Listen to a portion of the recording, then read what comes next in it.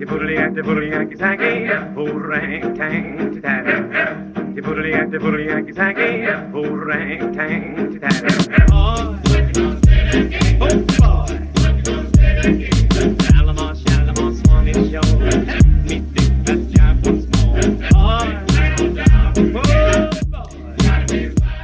hello everybody, and welcome to this session on managing toxic stress. My name is Clare Donofrio. I'm a social worker and mental health consultant with Promise Heights.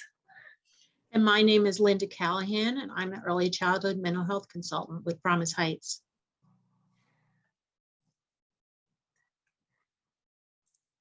Today in this video, we are going to talk about toxic stress and how to manage it.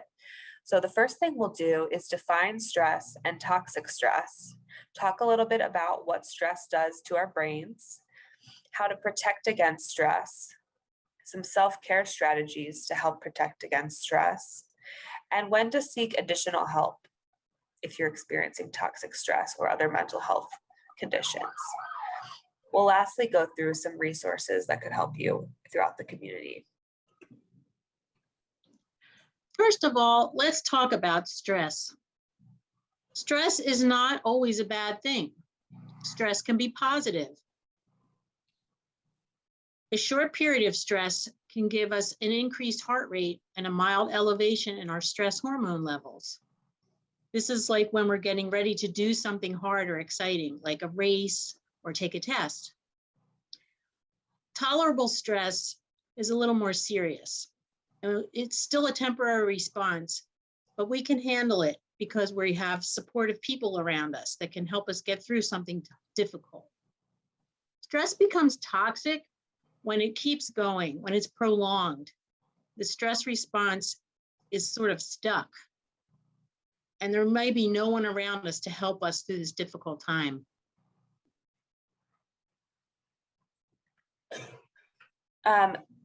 One way that we see stress manifest is through something called ACEs, the adverse childhood experiences or experiences that we may have throughout our lifetime.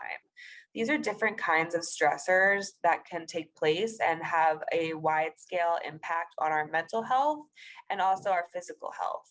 So if we think about adverse childhood experiences that people experience somewhat commonly, there is abuse, it's like physical, emotional, and sexual abuse, which causes traumatic responses and can cause long-term stress responses in the body. You also may have experienced neglect, like physical or emotional neglect. Often this is from a primary caregiver or parent, which again creates the experience of our needs not being met and puts our brain into stress mode. So from an early age, we're in a stressful situation and already experiencing toxic or chronic stress. Some other household stressors that are considered adverse childhood experiences are mental illness. If someone in your family or someone taking care of you as a child has a severe mental illness that's untreated. Incarceration. So if we have a family member that has been incarcerated, if you've seen your mother or another parent, primary caregiver being treated violently, that is an adverse childhood experience. If you have had a loved one affected by substance use, if you had lived with someone with a substance use disorder, and also if you had any kind of divorce or just separation of your primary caregivers. All of these stressors create a loss of a parent figure in some way, shape, or form as a child, and they can create long-term stress responses in the body, beginning from a young age when they're experienced as children. Below, you'll see some other stressors that are more systemic. So these are things that may impact you, your family, and your whole community, and they may not be the result of one relationship or one individual loss, but more so a wide-scale, impactful situation within the community or family or city you live in. So one is poverty. So experiencing poverty is, of course, a major stressor. discrimination and racism, experiencing racism or discrimination, whether it's a one-time incident or large-scale experiences of racism and discrimination over a lifetime. Community violence, so living in a community where there's a lot of violence. Poor housing, not having good housing quality, or living in a situation where you're unsafe in your housing. And lack of economic opportunity. So again, not just experiencing poverty, but being kind of stuck in poverty over a long period of time and not having a way to get out of it. Those are all things that cause stress and can cause long-term stress over the lifespan and contribute to toxic stress. Having these experiences can sometimes be referred to as trauma or a traumatic experience. And all of these things do create responses in our brains. Our brains are designed to keep us safe and alert us to danger. They help us know when to run, when to fight, and when to hide. But if we keep being exposed to these kinds of things and experience repeated stress, our brains can get stuck. We feel like we're in a state of constant alert, and our brain is continually telling us to fight, flight, or freeze. Most of this activity happens in the middle of our brains, where that right in the center there is called the amygdala, and this is the place where a lot of these responses take place.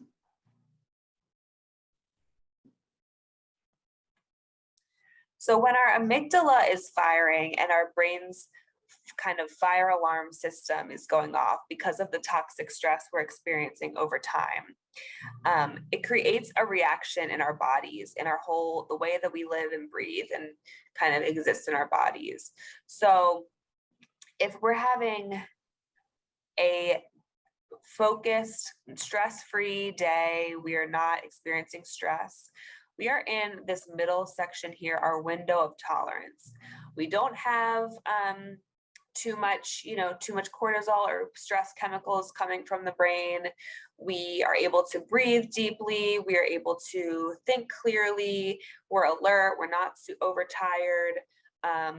We're not stressed, and we're good. We're in our zone, our window of tolerance here. That's where we're able to make the best decisions and have the best relationships, be most present, and our brains are working the best that they can.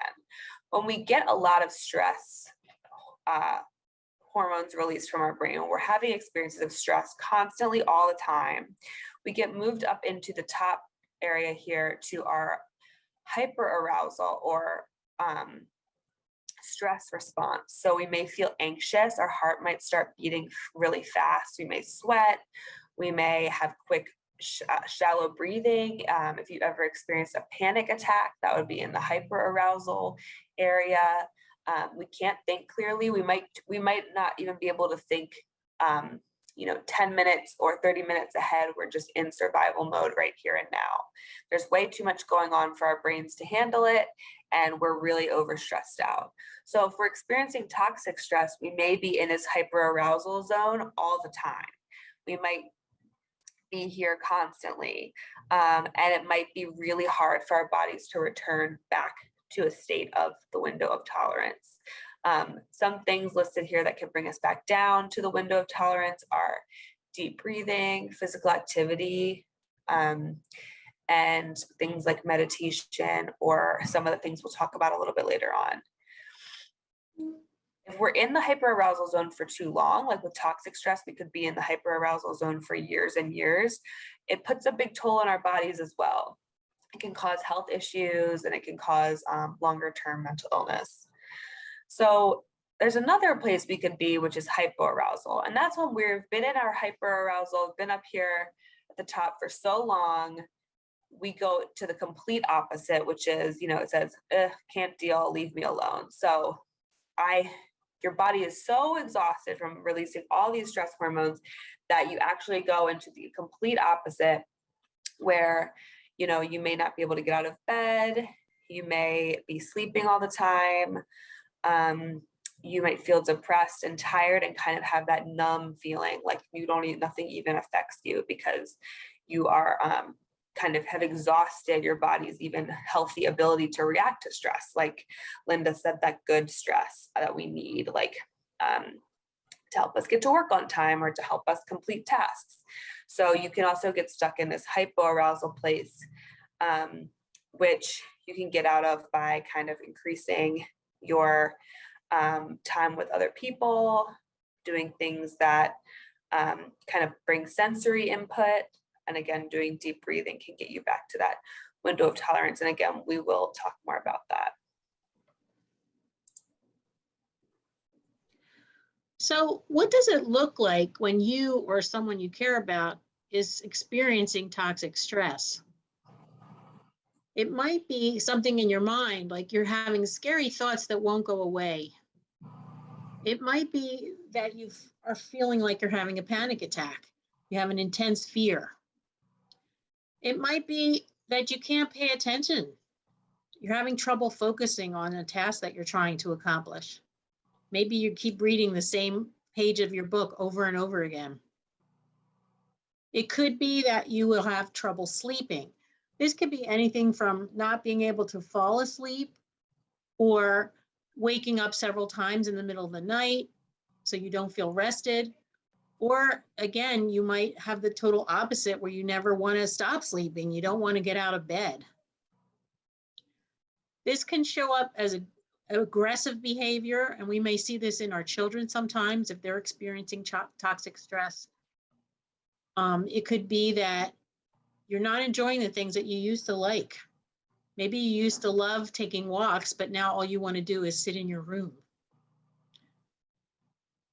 The other thing it could show up as is sensitivity to sensory input. And what we mean by that is things that your senses take in, like your eyes, your ears, your nose, your mouth, your hands, that you can touch or taste or feel. If you're having, you might feel overly sensitive to too much of it. Maybe somebody just accidentally brushes against you and you feel like somebody punched you. This is also another thing we see in our children sometimes. Or maybe you can experience it, you're not feeling it. Instead of just needing 1 spoon of sugar in your coffee, suddenly you need 10. So it can be either above or below, just like in our window of tolerance. You might have that same thing about things that are coming into your senses.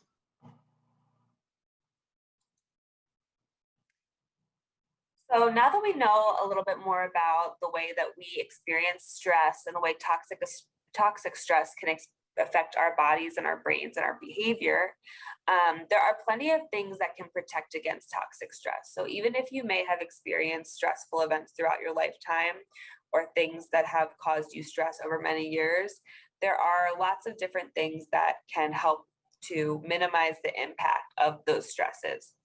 One of those things is having a parent or caregiver love. So if you have a parent or caregiver as a child who is responsive to you, who shows you love, warmth, and affection, that's a big protector against toxic stress. So is friendship and any kind of social support. So when we say social support, that just means people that you can call when you need something. Whether it's a parent of your child's friend or a sibling or a coworker, someone you know from the neighborhood, any kind of social support that you have, someone from your church or faith community, are as a protector against toxic stress.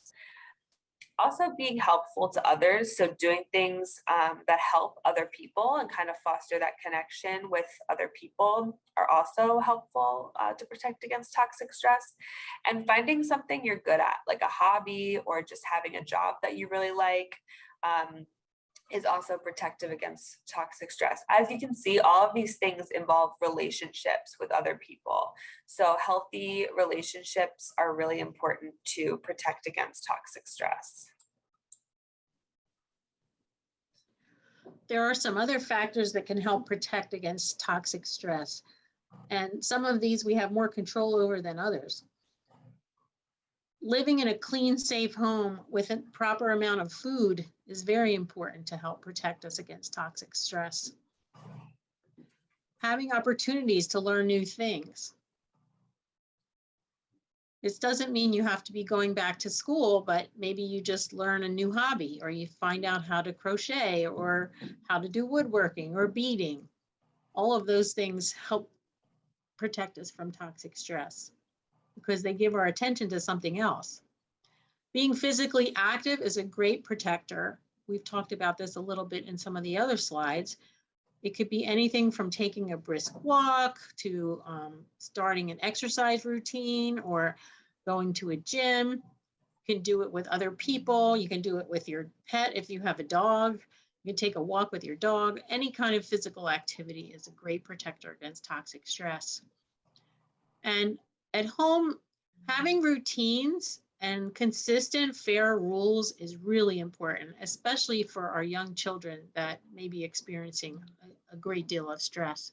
It really helps them to be able to feel like they have a little control over their environment, that they have know what to expect, and they know what's going to happen next. That's very important for all of us, but especially for young children. So while we know some of these protective factors, we also want to learn how to care for ourselves. This is especially important for parents and caregivers of young children. Now we know our kids experience stress just like we do, and so we have to care for ourselves and bring our own stress threshold down to our window of tolerance so that we can care for our children and be the best parents and caregivers that we can be. So we have a few calm down strategies that we'll share with you here.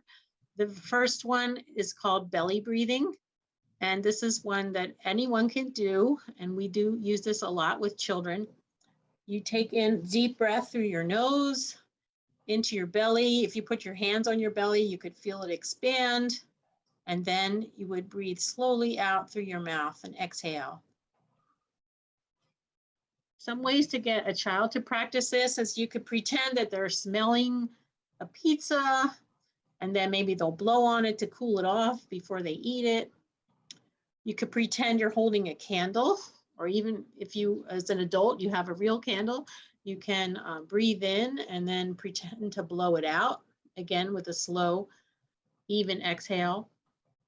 Or a flower, you could pretend you have a dandelion in your hand and you would smell the dandelion and then you could blow the seeds away.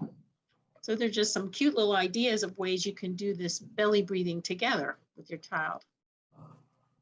Another idea is you can do body scan, which is simply just going through your body from head to toe and just kind of noticing how your body feels. And if there's any tension in any parts of your body. You could start way at the top of your head, go through your facial muscles, through your shoulders, your arms and your fingers, through your back. We experience a lot of stress in our backs. Oftentimes we get back pain or shoulder pain, down through your hips and your legs, all the way down to your toes.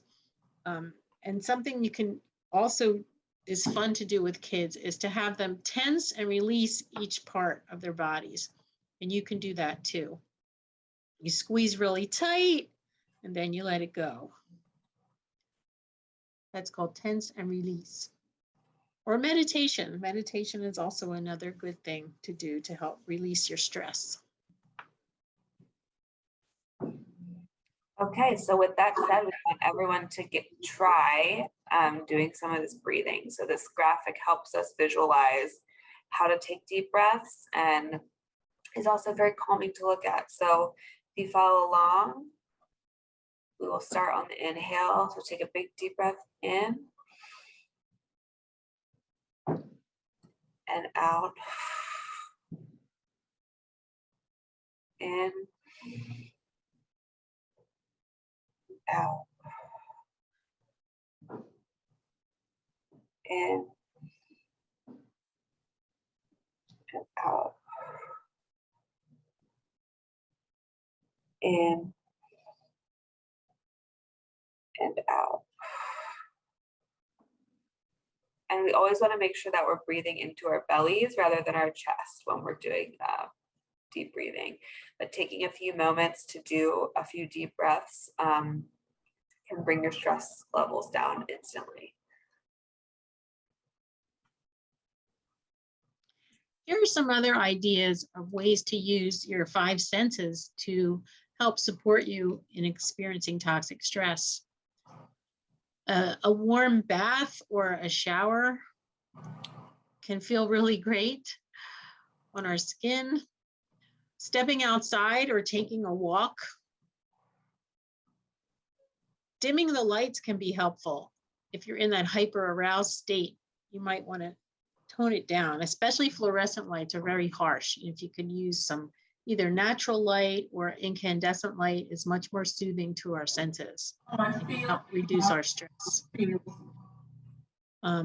We just heard some interrupting noise.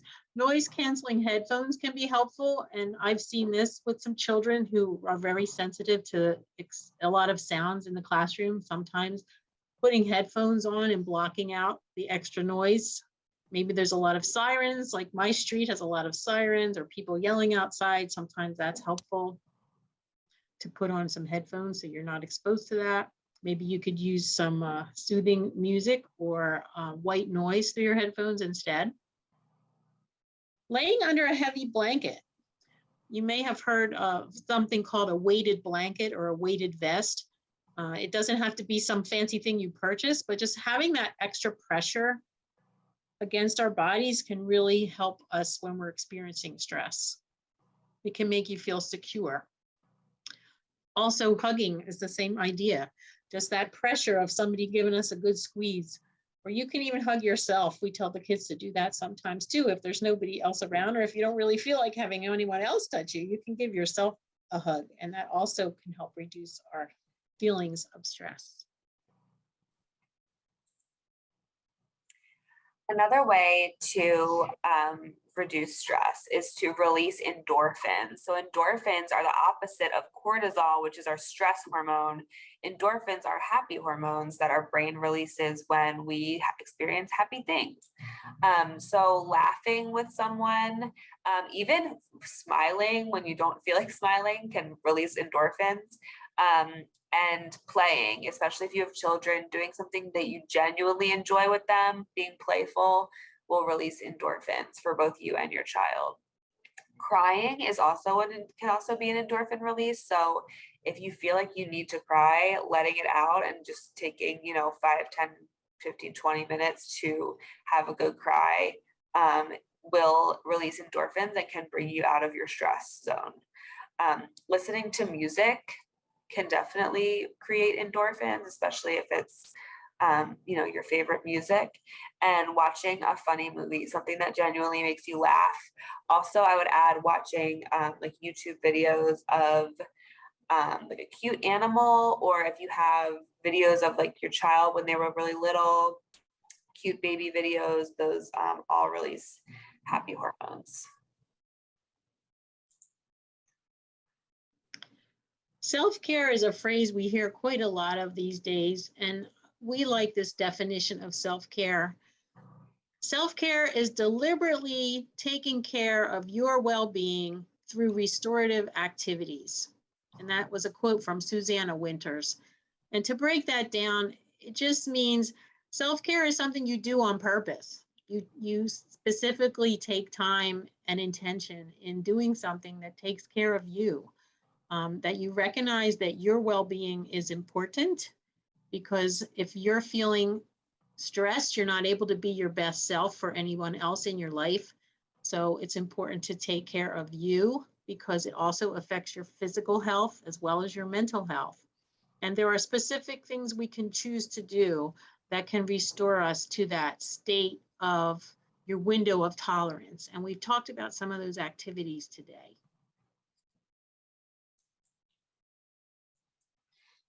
So these are two graphics that really depict different types of self-care and some more specific kinds of ways to move yourself out of your stressful state, out of your stress response, and back into your window of tolerance, into a good place for your brain.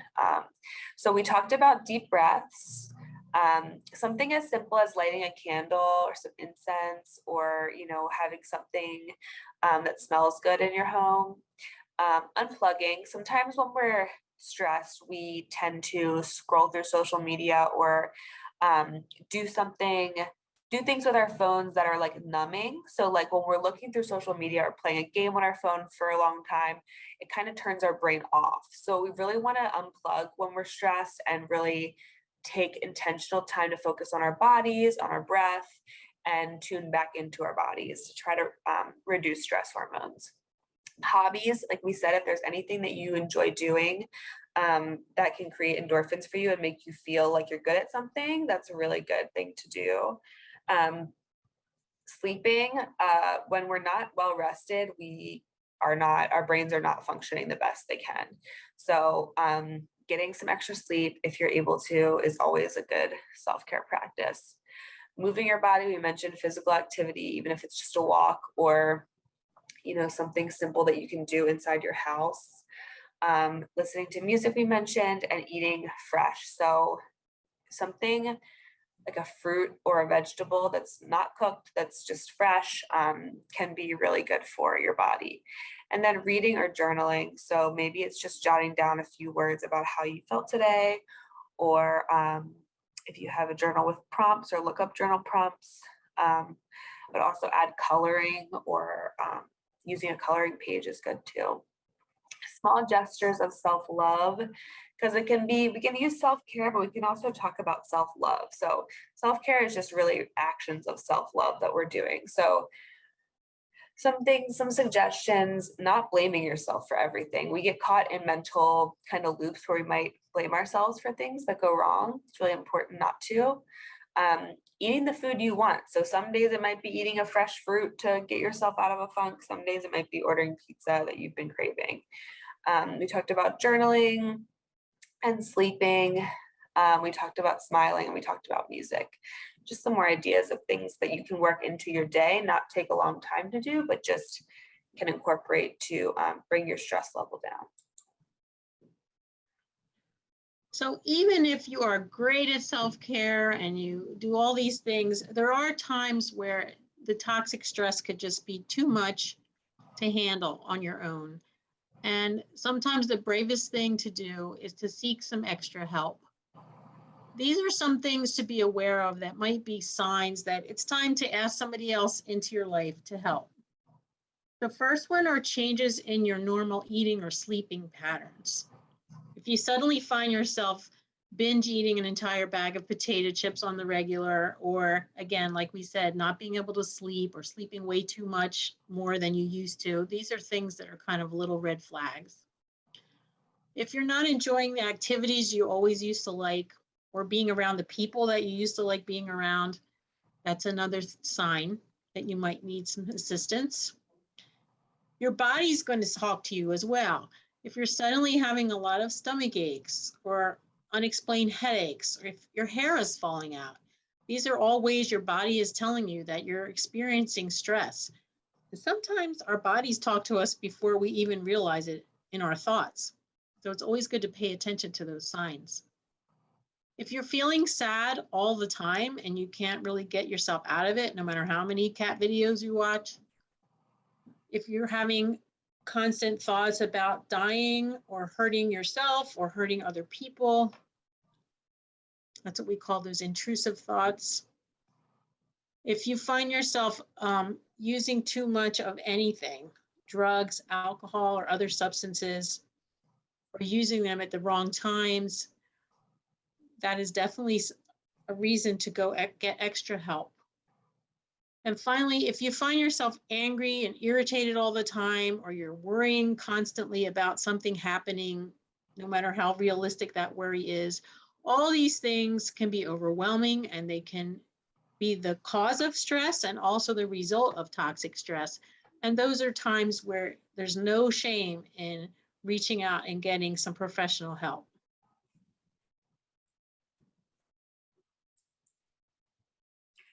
So lastly, we just have some resources available to you. and these should be shared so that you can click these links. These are some self-assessments. So if you're thinking anything on the previous slide might be a little bit relevant to you, might be a little bit of what you're experiencing, or maybe someone you love is experiencing. These are different kinds of surveys that mental health providers use to assess and diagnose depression, anxiety, and postpartum depression, respectively. So if you're curious to see whether you would meet the cutoff for being diagnosed with depression or anxiety or postpartum depression, these are different surveys you can take to see where you kind of fall on the scale based on your symptoms of depression and anxiety or postpartum depression. And a reminder about postpartum depression is that it can happen during pregnancy up to a year postpartum. So a lot of folks fall within that window. There's also some self-care resources here. We have a couple meditation apps and links. The Calm app is a really great one that you can put on your phone that has lots of meditations. Different therapy meditations with plants, chocolate, smells, a note on boundaries, some yoga, and journaling.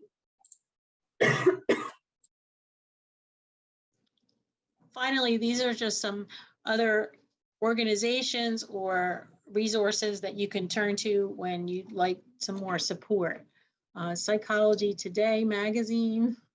The Black Mental Health Alliance can give referrals for therapists that are people of color. Same for Therapy for Black Girls. The Pro Bono Counseling Project. NAMI is the National Alliance of Mental Illness, is a really good support system for people who have someone in their family that is already diagnosed with mental illness, or if you are a young adult or an adult experiencing mental illness, they have support groups and tips for how to live with and cope with and thrive even if you have mental illness in your life. Finally, there's some hotlines, the National Suicide Prevention Lifeline here. BCRI is Baltimore Crisis Response Incorporated. And that's obviously if someone's in crisis, that's the place to go. If it's a child or an adolescent, you would go to BCARS, Baltimore Child and Adolescent Response System.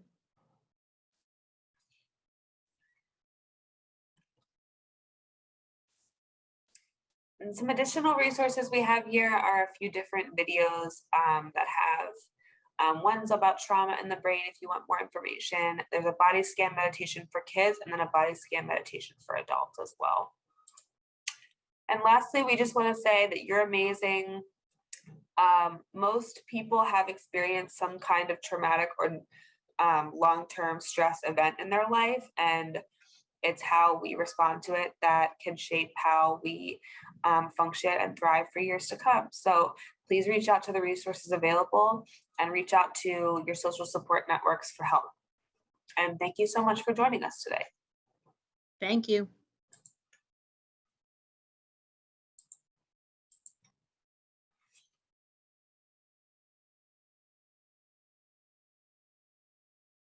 The boodly Yankee Sankey, orang tang tatty.